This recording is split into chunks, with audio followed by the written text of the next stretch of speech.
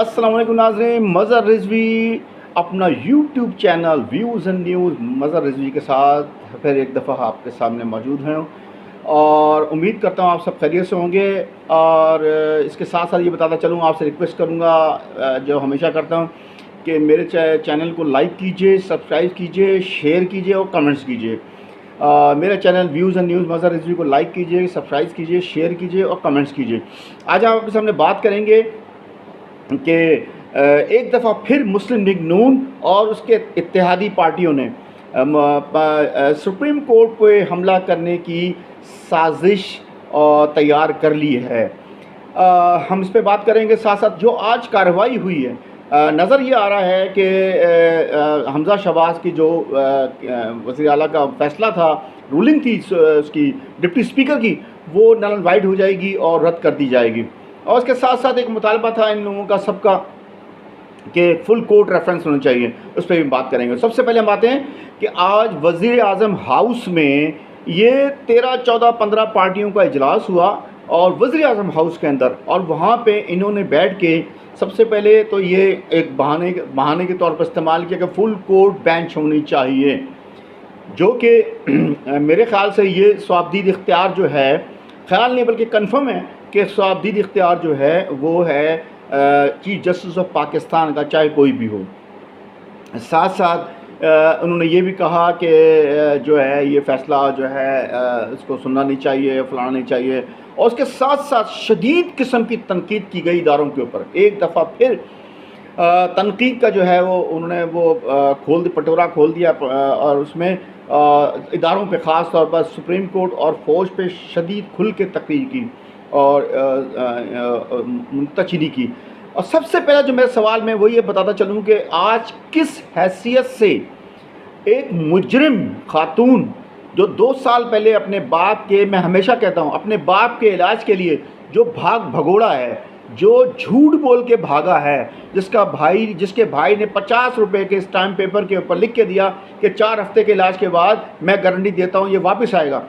आज वही वज़ीर आज़म जिसने गारंटी की थी वो वज़ीर आज़म है, और उसकी बेटी, भगोड़े की बेटी, जो उसकी खिदमत के लिए बाहर इसको बेल दी गई थी, आज वो वज़ीर आज़म हाउस में किस हैसियत से वहाँ एक मुजरिम खातून तशरीफ़ रखती हैं और उसने वहाँ बैठ के हमारे अफवाज के ऊपर और हमारे इदारों पे, जिसमें सुप्रीम कोर्ट और फ़ौज दोनों शामिल हैं, उस पर शदीद तनकीद की। मेरा तो एक मुख्तसर सा एक सवाल चीफ जस्टिस ऑफ पाकिस्तान से है, इस खातून के साथ इतनी नरमी क्यों बरती जा रही है? क्या किसी पाकिस्तानी को इस हक हासिल है, बशमोल मेरे साथ भी, कि वो एक मुजरिम हो पाकिस्तान का और डिक्लेयर सुप्रीम कोर्ट, छोटी मोटी कोर्ट भी नहीं, सुप्रीम कोर्ट की मुजरिम हो और वो खुल के तनकीद कर रही हो और उसको कोई बोलने वाला नहीं हो। यहाँ कोई छोटी सी बात कर जाएगा उसको फ़ौरन उठा के ले जाएंगे, उनकी नस्ल को नहीं पता पड़ेगा बंदा कहाँ गया। और किस तरीके से शदीद तनकीद की कि हम नहीं, ये नहीं करेंगे, वो नहीं करेंगे, और जनाब लाडला है, फलाना है। तो ये सारी बातें जो हैं ये सोचने वाली हैं कि किस तरीके से वज़ीर आज़म हाउस को इन्होंने इस्तेमाल किया। वज़ीर आज़म हाउस में वो ना वो सूबाई असम्बली की मेंबर है, ना वो कौमी असम्बली की मेंबर है, ना सेनेट ऑफ पाकिस्तान की मेंबर है, ना कोई ओहदा उसने इससे पहले रखा था, और वो एक कन्विक्टेड खातून हैं सॉरी। उन्होंने किस तरीके से आज बैठ के वज़ीर आज़म हाउस के अंदर वज़ीर आज़म हाउस की तज़लील की। मैं ये बताता चलूँ कि इमरान खान साहब जब तक रहे 3.5 साल, पौने 4 साल, उन्होंने वज़ीर आज़म हाउस को, आपने देखा भी होगा, तमाम कौम ने देखा भी होगा कि जब वो निकले हैं वहाँ से तो एक डायरी जिनके हाथ में थी और वो डायरी लेके निकल गए। तो इन्होंने एक गढ़ बनाया हुआ है और एक अपना जो है एक ऐसा सेल बनाया है। मरीम नवाज़ दोबारा एक्टिव हो गई हैं क्योंकि इस इलेक्शन के बाद जो है, ये जो ज़मीनी इलेक्शन हारे हैं ये लोग, उसके बाद इन्होंने अपने बाप से, नवाज शरीफ साहब से बड़ी इनकी पार्लियामेंट पार्टी के अंदर बड़ी ज़बरदस्त किस्म की इनकी बहस मुबासा हुआ, तनकीद की गई एक दूसरे के ऊपर, और उस पर बहुत ये गुस्सा हो गई, बरहम हो गई दोनों बाप बेटों के ऊपर, हमज़ा के ऊपर और तमाम पार्टी के ऊपर, ख़ास तौर पर अपने चचा के ऊपर, कि मुझे खुल के बात करनी नहीं दी जाती, मुझे खुल के मुझे नीचे लोग नहीं हैं, मेरे नीचे मुझ पर कोई पावर नहीं दी गई। तो वहाँ पर नवाज शरीफ साहब ने एक ऑर्डर जारी किया कि आज से ऑफिशियली आप समझ लें कि वो जो है डिक्लेयर कर दी गई हैं कि वो मुस्लिम लीग नून को ऐसे कायद चलाएंगी। अब अंदाज़ा लगा लें कि खातून, मुजरिम खातून, उसको ये इतनी बड़ी जिम्मेदारी दी गई है और वो जिस दिन से ये आई हैं इनको संभाला है इन्होंने, और वो गालम गलोच का जो बाज़ार था उन्होंने फिर गर्म कर दिया। तो ये मेरा सवाल रहेगा कि ये किस तरीके से आप जो है ये तनकीद कर रहे हैं। इनका एक डिमांड था कि फुल कोर्ट रेफरेंस होना चाहिए। फुल कोर्ट रेफरेंस जो आप दीदी अख्तियार है वो है चीफ जस्टिस ऑफ पाकिस्तान का। और साथ साथ ये बताता चलूँ कि ये वही बेंच है चीफ जस्टिस की कमांड के अंदर जिसने कासिम सूरी का फैसला किया था, याद होगा आपको। तो आप तब तो आपने मिठाइयाँ बांटी थी, बड़ा जश्न मनाया था पूरे पाकिस्तान के अंदर। यही बेंच थी, यही तीन साहब के चीफ जस्टिस पाकिस्तान की सरबराही में, तो इजाज़ हसन साहब वही सारे, तो इन्होंने ये फैसला दिया था। तो अब आपको क्या प्रॉब्लम है? प्रॉब्लम इनको ये है कि ये किसी तरीके से चाहते हैं कि फुल बेंच बैठे, और अभी क्योंकि छुट्टियां चल रही हैं, गर्मियों की छुट्टियां हैं, तो कोर्ट बनेगी नहीं, और बनेगी भी तो कभी एक जज होगा, कभी दूसरा नहीं होगा, और लंबा केस चलेगा और अक्टूबर, नवंबर, दिसंबर तक जाएगा, जब तक ये अपने जो रहे सही काम रह गए वो निपटा लेंगे। और इनको इससे कोई सरोकार नहीं कि डॉलर आज कहाँ पहुँच चुका है, आज महंगाई का क्या तनासुब है, मुल्क अफरा तफरी का शिकार है, लोग किसी की सुन नहीं रहे। आप बताएंगे जो इम्पोर्टर एक्सपोर्टर है वो बेचारा मर गया, उसको डॉलर 245 में भी नहीं मिल रहा। आप अंदाज़ा लगाएं कि आप वो कैसे एक्सपोर्ट करेगा।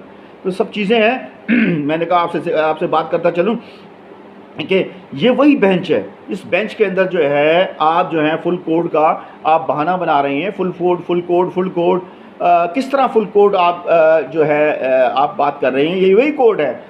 अब दूसरी बात में हम आते हैं कि जब ये शाम को फैसला आया कि उससे पहले तड़ी लगाई गई वज़ीर-ए-आज़म हाउस में बैठ के कि हम फुल बेंच का मुतालबा करते हैं, अगर हमारी बात को ना माना गया तो हम बाइकआउट करेंगे, उसके बाद जब ये केस आया और इनसे कोर्ट में इनके शहबाज शरीफ का वकील अलग था, वज़ीर ख़जाना भी मौजूद थे, और उसका डिप्टी स्पीकर का वकील भी था, और शहबाज शरीफ का भी मौजूद था, मुस्लिम लीग नून का भी 5-6 इनके बहुत बड़े वकील थे। और उनसे जब एक ही सवाल किया जाता था कि आप बताएं कि हमारे जो रूलिंग दी है, रूलिंग पढ़ के सुनाई गई, बल्कि जस्टिस साहब ने खुद रूलिंग पढ़ी तो उन्होंने पढ़ी, उन्होंने बताया कि इसमें हमने तो कहीं जिक्र नहीं किया कि आप जो है इस तरीके से इनको जो है इनके 10 वोट जो है आप कलअदम करार दें। तो उस पर नज़र जैसे आ रहा है कि वो उसने सवाल किए जा रहे थे बार बार तमाम वकीलों से, बताएं 63A क्या कहती है, पार्लिमानी पार्टी को इख्तियार है या उनके हेड को इख्तियार है, लीडर को इख्तियार है। तो क्लियर वहाँ लिखा गया है कॉन्स्टिट्यूशन के अंदर कि पार्लिमानी पार्टी को इख्तियार है। सबसे बड़े इम्पोर्टेंट नंबर 1 तो ये। दूसरी बात ये है कि एक प्री प्लान तरीके से वो जो दोस्त मोहम्मद मज़ारी सुपर लूटा, मैं कह रहा हूँ ऐसे लोगों को अवाम बिल्कुल इनको डंडे मारें, इनको जो है इनको रद्द कर दें बिल्कुल। आइंदा के लिए ये अपनी शक्ल दिखाने के काबिल नहीं हो, लोगों साथ फ्रॉड करते हैं। इसने 2 दफ़ा फ्रॉड किया अपनी पार्टी के साथ। वो उसने किस तरीके से जब वोटिंग हुई, जब आपको टेक्निकल बात बताऊं कि वोटिंग शुरू होने से पहले 5 मिनट के लिए घंटियां बजाई जाती हैं, तमाम बाहर जितने भी लोग होते हैं उनके लिए पूरे हॉल के बाहर घंटियां बजती हैं कि ताकि वो अलर्ट हो जाएं, फ़ौरन आ जाएं। 5 मिनट के बाद जब सब लोग आ जाते हैं तो तमाम जितने भी दरवाजे हैं एग्ज़िट एंट्री के वो बंद कर दिए जाते हैं। लीगल वे की बात कर रहा हूँ, बंद कर दिए जाते हैं ताकि किसी की अमल दखल ना हो। अमल दखल से मेरे कोई किसी को आके बताए नहीं कि अब तुमने ये करना है, उसका असर ना पड़ सके उस फैसले के ऊपर। तो वहाँ घंटियाँ बंद कर दी गई। और उससे पहले जो है वोटिंग हुई। वोटिंग करने के बाद जब ऐलान होना था रिज़ल्ट का, तो रिज़ल्ट बताने के बाद सब तमाम कार्रवाई वोटिंग के बाद, रिज़ल्ट आने के बाद जनाब उसने अपनी जेब से डिप्टी स्पीकर जो है उसने लेटर निकाला। उसने कहा I just received a letter from Chaudhry Shujaat Hussain, जो टोटल इलीगल है। तो मैंने इसलिए बताया कि जब घंटी बजाई जाती है इसका मतलब ये होता है कि जब अंदर आ जाएं, अंदर आने के बाद कोई किसी पे असरअंदाज नहीं हो बाहर वाला आदमी। तो ये किस तरीके से उनकी पार्लिमानी पार्टी ने उनको खुद खड़ा किया था। ये जो कैंडिडेट थे ये मुस्लिम लीग काफ के खुद कैंडिडेट थे, उसको सपोर्ट किया था पीटीआई ने। और एक रात तक, सुबह वोटिंग है, रात के 12 बजे तक चौधरी शुजात हुसैन ने कहा कि मेरा कैंडिडेट जो है बड़े ज़िलाई है। किस तरीके से जो है वहाँ पे क्या किस किस्म की हैवी आसिफ अली जरदारी साहब ने सिंध का तमाम सरमाया उठा के, यहाँ पानी में डूबा हुआ है कराची शहर, तबाह हाल है कराची की मईशत। आप कराची लावारिस है, अब वो दुबई बैठे हुए हैं। वो पैसा जो है उन्होंने वहाँ चक्करबाजी की, और पैसा पिछले दफ़ा भी इन्होंने लोटाबाजी की थी, पैसा इस्तेमाल किया सिंध का, यहाँ से पैसा भर के रवाना किया गया। बहुत से राज है, मैं आपको बताऊँगा। इंडिया के 4 जहाज़ यहाँ पे अचानक चंद दिन, एक हफ़्ते के अंदर, 1.5 हफ्ते के अंदर 4 जहाज़ उतरते हैं। आखिर क्या माजरा है ये भी हम बताएंगे। बहुत बड़ी खबर है ये कि डॉलर किस तरह आगे पीछे हो रहे हैं, लोग किस तरह परचेज़ कर रहे हैं, और सिर्फ कराची में वो जहाज़ क्यों उतरे हैं, ये एक सवाल या निशान मैं छोड़ के जा रहा हूँ। नेक्स्ट अभी हमारा ये मौजू नहीं है। तो ये बताता चलूँ कि वहाँ बैठे और फिर उसके बाद वो ख़त उसने लहराया, उस ख़त की कोई हैसियत नहीं है। 63A मेरे पास कॉन्स्टिट्यूशन की किताब मौजूद है, यहाँ पड़ी है मेरे पास। 63A जो है वो कहता है कि पार्लिमानी पार्टी इजलास करती है, इजलास में वो डिसाइड करती है कि भाई ये फ़ैसला हमने किया है, वही फ़ैसला होता है। उस फैसले के बाद अगर नंबर एक बात तो ये होती है कि अगर 10 मेंबर ने वहाँ वोट दिया है, अगर 10 में से 4 बंदे भी दूसरी साइड वोट देते तो फिर तो एक टकराव था। यहाँ तक पूरी की पूरी पार्लिमानी पार्टी ने अपने ही कैंडिडेट को वोट दिया, और मज़े की बात उसने नल एंड वाइड किया। उस अपने कैंडिडेट जो खड़ा था उसका वोट भी नल एंड वाइड कर दिया उस डिप्टी स्पीकर ने। वो इतनी जल्दी में था कि उसने ये फैसला सुनाया जो टोटल इलीगल है। जब कोर्ट ने उसको बुलाया, वो इतना बहादुर आदमी है कि जनाब वो कल परसों जो है उसको बुलाया गया था तो वो हाजिर नहीं हुआ। क्लियर कोर्ट की ऑर्डर थे कि आप रिकॉर्ड समेत हाजिर हों। तो आज उनके पहले भी वकील साहब आए थे और आज भी वकील साहब आए, उनको रिज़ल्ट भी, उनको जो रिकॉर्ड के साथ भी नहीं भेजा गया। ये कंटेम्प्ट ऑफ कोर्ट है। इस डिप्टी स्पीकर को जो है कंटेम्प्ट ऑफ कोर्ट लगनी चाहिए। ये इतना बड़ा आदमी है कि ये कोर्ट में हाजिर नहीं होता, जबकि बड़े बड़े ब्यूरोक्रेट्स और बड़े बड़े सियासतदान, इमरान खान, नवाज शरीफ, जरदारी सब पेश हो चुके हैं, कई दफ़ा पेश हुए हैं। तो क्या ये दोस्त मत बाजारी में ऐसी क्या बात है? क्या इतना बड़ा तगड़ा आदमी है कि ये पेश नहीं हुआ सुप्रीम कोर्ट में? ये भी एक सवालिया निशान चीफ जस्टिस पाकिस्तान के ऊपर रहेगा कि आपने उसको नॉन बेलेबल वारंट पर उठाना चाहिए उसको, और उसको पेश करना चाहिए, पेश होना चाहिए उसको अदालत के अंदर। तो मैं आपको बताता चलूँ तो ये टोटल ये इसका जो ख़त है, रोलिंग है, सब जो है ये बताता चलूँ। ये ख़तों की सियासत जो है ना, ये मुस्लिम लीग नून का शेवर है, कतरी ख़त, ठीक है जी। अब एक और ख़त आ गया, ये आ गया गुजराती ख़त। ये ख़त जो है बड़ा इसका अमल दखल रहा है आपकी मरीम नवाज़ के थ्रू। मरीम नवाज़ ने एक सेल बनाया हुआ है। शर्म से डूब मर जाना चाहिए हम सहाफ़ियों को भी, जो पार्टी पे यकीन करते हैं। हमें खुल के एक तरफा बात नहीं करनी चाहिए, खुल के बात करनी चाहिए। और किसी का, चलो आप किसी के ख़िलाफ़ आप एक अपना डिसीजन एनालिसिस कर सकते हैं, ठीक है, लेकिन वो तनकीदी जो एनालिसिस था वो करना चाहिए, जायज़ तनकीदी। लेकिन उनके अम्ब्रेला में बैठ के फ़हाद हुसैन में ऐसी क्या एबिलिटी है, उसका रिश्ता है जिसके साथ है मुझे पता है, ठीक है। फ़हाद हुसैन साहब को एडवाइज़र बनाया गया और वो इतने ख़ास को सहाफ़ी भी नहीं है। वो अपने मामू की वजह से ये इतना नाम उन्होंने कमाया है। मामू भी उनके बहुत मशहूर आदमी हैं, ठीक है। वो उसकी सरबराही में एक सेल काम कर रहा है जो पिछले 24 घंटे से, 2 दिन से 24 घंटे से वो जो है गालम गलोच करवा रहा है, और ट्विटर पर ट्रेंड चला रहे हैं वो लोग। और ट्विटर के जितने भी ट्रेंड हैं पाक फ़ौज के ख़िलाफ़, जस्टिस के ख़िलाफ़, पाकिस्तानी के ख़िलाफ़, उसको फॉलो करती है मरीम नवाज़। तो ये खुलकर सामने आ चुका है कि मरीम नवाज़ ने जो सेल बनाया है, और सेल वो अपनी जेब से नहीं बनाया, वो मौजूदा हुकूमत के फंड से बनाया गया है। तो उन्होंने जो है आके फिर उसके बाद कोर्ट से बाहर, जब कोर्ट ने डिसीजन दिया, एक फ़ैसला रद्द कर दिया फुल कोर्ट का, और अभी वहाँ पे मामला चल रहे थे। तो राना सनाउल्लाह जो हैं और वज़ीर कानून जो हैं, उन दोनों ने आके बाहर प्रेस कॉन्फ्रेंस की, और बाहर आके फिर एक दफ़ा फिर कोर्ट को जो है डराया धमकाया गया, और उसके बाद एक बात की गई कि हम बायकॉट करेंगे इसकी तमाम अगली कार्रवाई का। तो ठीक है। और उसके बाद अभी चंद लम्हा पहले आप फिर से जनाब एक पीडीएम का बड़ा जत्था बिलावल साहब वो जब के गायब थे, जब वो मार्च लेके निकले थे यहाँ पे महंगाई के ख़िलाफ़, और पूरा अरसा 3 महीना वो गायब रहे। अब उनके वालिद बुजुर्गार जो पैसा वैसा बचा था सिंध गवर्नमेंट का, उसको ठिकाने लगाने के लिए दुबई जा चुके हैं, तो वो मैदान में फिर आ चुके हैं। उनको महंगाई से, उनको कराची की तबाही से कोई सरोकार नहीं है, उनको अवाम से कोई सरोकार नहीं है। सिर्फ कराची नहीं, मेरा शहर सक्खर, मेरा शहर लाड़काना, शिकारपुर और मीरपुर ख़ास, उमरकोट, दादू, सब तबाह हाल है, सब तबाह हाल है। मैंने जैसे बताया, बहुत दफ़ा बता चुका हूँ, 1200 अरब रुपए फेडरल गवर्नमेंट हर साल डेवलपमेंट का इनको देती है। इसके अलावा इनका अपना बजट है। तो सिर्फ गवर्नमेंट का, फेडरल गवर्नमेंट का लगाएं तो आप लगा लेंगे 14-15 साल से आप लगा लें तो तकरीबन 15-16 हज़ार अरब रुपया इन्होंने लूट खट घसूट लिया। सारे वज़ीर जो है इनके, जो है वो सारे तो मैं नहीं कह सकता, लेकिन मेजॉरिटी ऑफ मिनिस्टर्स जो है वो इस धंधे पे लगे हुए हैं, और बहुत अच्छे अच्छे लोग भी हैं, बहुत माशाल्लाह। उनको वज़ीर नहीं बनाते ये लोग, उनको वज़ीर नहीं बनाते। अगर किसी को एडवाइज़र अच्छे लोगों को बनाया तो उनको महकमे नहीं देते, ये उनको देते हैं जो कमाऊ बुझ होता है, जो रात को इनको घर पे पैसा पहुँचाए कि आज की कमाई सब हाजिर है। सिस्टम सिंध के अंदर चल रहा है तमाम काम, जिसमें ब्यूरोक्रेसी, हम सिंध के तकरीबन 98% जो है ब्यूरोक्रेट हैं, वो पैसा पहुँचाते हैं और वो उनकी बी टीम है।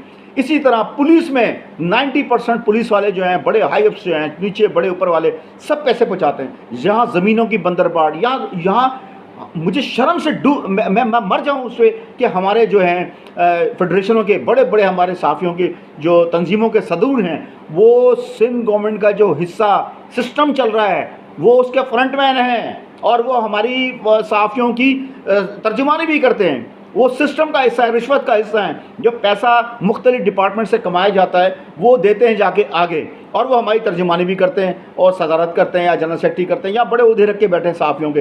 ये हमें ख़ुद तलाश करना है कि कौन किसके साथ सिंसियर है।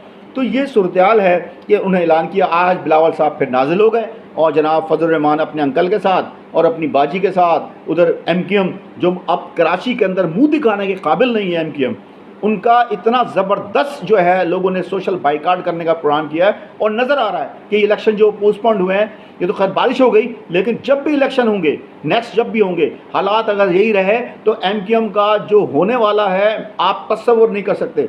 उसामा जो था वहाँ खड़ा था, उसने आके उसके साथ उनकी प्रेस कॉन्फ्रेंस में अभी जो 11 बजे हुई है, आके उसने भी कमेंट्स दिए, यार खुदा का खौफ करो, इसी पीपल्स पार्टी के साथ खड़े हो और वहाँ पे कराची में आते हो तो पीपल्स पार्टी को गालियाँ देते हो। तो आपका तो करैक्टर ही बहुत जो है ख़तरनाक किस्म का और गंदा घटिया किस्म का करैक्टर है। आपको कराची की तर्जुमानी करने का कोई भी हक़ नहीं है, क्योंकि आपने महाजिर वोटर्स को जो कराची के, हैदराबाद के, इतनी दफ़ा बेचा है कि अब उसको कोई ख़रीदने वाला भी नहीं है। अब आप जिस तनख्वाह में हैं, तनख्वाह भी आपकी आधी कर दी गई है, उसी तनख्वाह पे आप काम कर रहे हैं और इन्हीं के साथ आप काम करेंगे। कराची में कुछ है, इस्लामाबाद में कुछ है। इस्लामाबाद में बिलावल के साथ खड़े होते हैं, कराची में उनके ख़िलाफ़ बात करते हैं। तो ये दो एक तरफा की। अब आज उन्होंने खुल के बात कर दी है कि कल से हम किसी कार्रवाई का भाई आपके बाइकाट करने से कुछ नहीं होता। कोर्ट जो है, अफसोस की बात ज़रूर है, पाकिस्तान की सबसे बड़ी कोर्ट, उसके चीफ जस्टिस साहब हेयरिंग कर रहे हैं, और आप जब आपसे सवाल करते हैं 63A का तो आप जवाब नहीं मिलता। जवाब आप ये देते हैं कि हम बाइकाट करेंगे। तो ये आपको सोचना है, एक तरफा फैसला हो जाएगा, आपको सुना गया, आपने जवाब नहीं दिए, तो कोर्ट जो है अपना फैसला तो नहीं रोकेगी, फैसला कल आ जाएगा। और उम्मीद ये है, नज़र ये आ रहा है कि जिस तरह एक फ़ैसला फुल कोर्ट का, क्योंकि सवाल ये है कि पिछली कोर्ट में जैसे बताया कि सूरी के वक्त में भी यही बेंच था, आज भी यही बेंच है, आपको उस टाइम में कोई इतराज़ नहीं था, आप मिठाइयाँ खा रहे थे, अब आपको इतराज़ है। तो मैं बताता चलूँ कि उम्मीद यही है, नज़र भी ये आ रहा है कि आज इस तरह के सवाल जवाब में कोई जवाब नहीं दे सके, तो उनके तमाम वकला तो नज़र ये आ रहा है कि कल जो है हमज़ा शहबाज जो है वो अलमारूफ हमज़ा कुकड़ी वो हलाल कर दिए जाएंगे। और इसके साथ ही मैं आपको बताता चलूँ कि चंद दिन की मेहमान होगी, क्योंकि तड़प यही है, तड़प होगी कि पैसा जो कमा रहे हैं, मौलाना फजल रहमान को 2 वजारतें मिली हैं, हज में उन्होंने बहुत माल खाया, उनकी वजारत वज़ीर वजारत हज जो होती है उसमें बहुत पैसा है और उसकी पकड़ाई कोई नहीं है, हमें तो पता है सारी चीज़ें। और दूसरा जो है इनका वज़ीर है वो सड़कों पे, और सड़कों में बड़ा पैसा है, तो उनकी लूट मार जो है ख़त्म होने के चांसेस हैं। तो कल उम्मीद यही है कि अवाम की फ़तह होगी और हक़ की फ़तह होगी, आइन की फ़तह होगी। कोर्ट जो है जो वो है हमज़ा को का इलेक्शन जो है उसकी रोलिंग, हम इलेक्शन की बात नहीं, इलेक्शन तो 186 और 179, उसकी रोलिंग कल अदम करा दी जाएगी और हमज़ा का ख़ात्मा होगा। मैं इसके साथ इजाज़त चाहूँगा। इंशाल्लाह कल तक के लिए इजाज़त। पाकिस्तान जिंदाबाद।